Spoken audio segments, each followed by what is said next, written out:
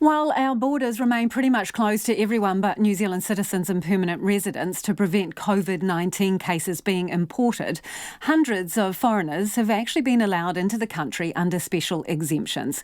More than 2,200 workers have been granted exemptions, some of them on economic grounds. So what's the criteria and what industries are deemed essential? Economic Development Minister Phil Twyford joins us now. Hi Minister, how many exemptions have you signed off on? So I've signed off under what is actually a very narrow range of criteria for exemptions for what's called other essential workers. I've signed off 22 applications over the last month, and that's about 154 individuals.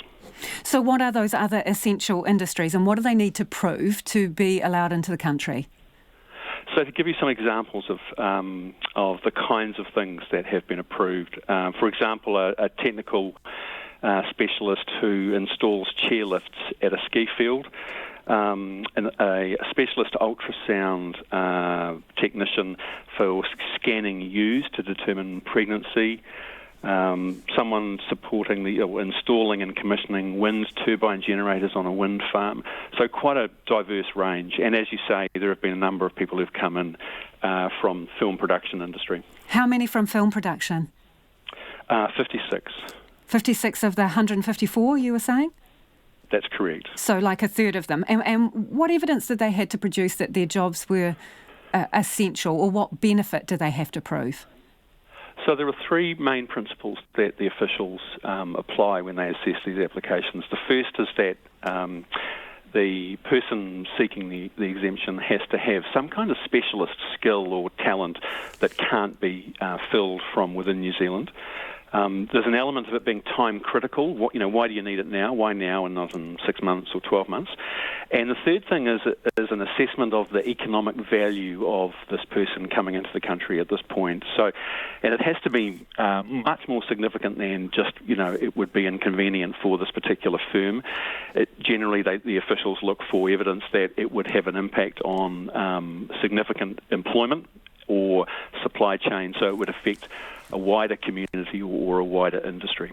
So of the film industry applicants then, how much were they worth to us? What's the dollar figure of their economic value? Oh, I don't have that in front of me, Lisa. I know it was significant. A lot of these productions, without certain cast and crew that could not be filled from within New Zealand, some of these productions are seeing hundreds of millions of dollars invested and sometimes hundreds of jobs. I can understand why, if they had a specific person cast in a role, that might be the case. But surely there'd be New Zealanders here that could do every part of film production, wouldn't there? So in some of these cases that we are talking specific cast members, and the applications that I signed off were for productions that were already underway and they were interrupted by the lockdown restrictions, and so they were wanting to come in and resume filming and production. Who pays for their quarantine? So under this narrow economic exemption, the firms who apply on behalf of those workers pay for the quarantine facilities. In general, the quarantine and supervised isolation arrangements that have been in place for all of the people coming in, New Zealanders and all of the other people coming in, like, on humanitarian reasons or essential health workers, family members of people with residence visas that got stranded overseas. All of those people coming in have been, the Crown has paid for their quarantine arrangements. But with this special economic exemption, the companies who are applying, they pay. So do they go to the same managed facilities that everyone else is going to, or are they nominating where they are staying? My understanding, Lisa, is that they've been going to the same facilities, but officials are exploring the possibility at the moment that, in the expectation that we're going to progressively free up these restrictions over time, we are exploring the idea of other ways and other facilities that could be, for example, a firm bringing in a number of workers could arrange those quarantine facilities, but they would have to be certified and signed off by the officials first. How far down the track are you with that? It's just exploratory at the moment, I think. So how far I should off? stress, Lisa, I would say we're a number of weeks. I should stress, Lisa, that this is an interim arrangement. Things have been changing so fast as the government's been responding to COVID-19. For the first, 6 weeks or so, public servants assessed these exemption applications and took them to the COVID Cabinet Committee.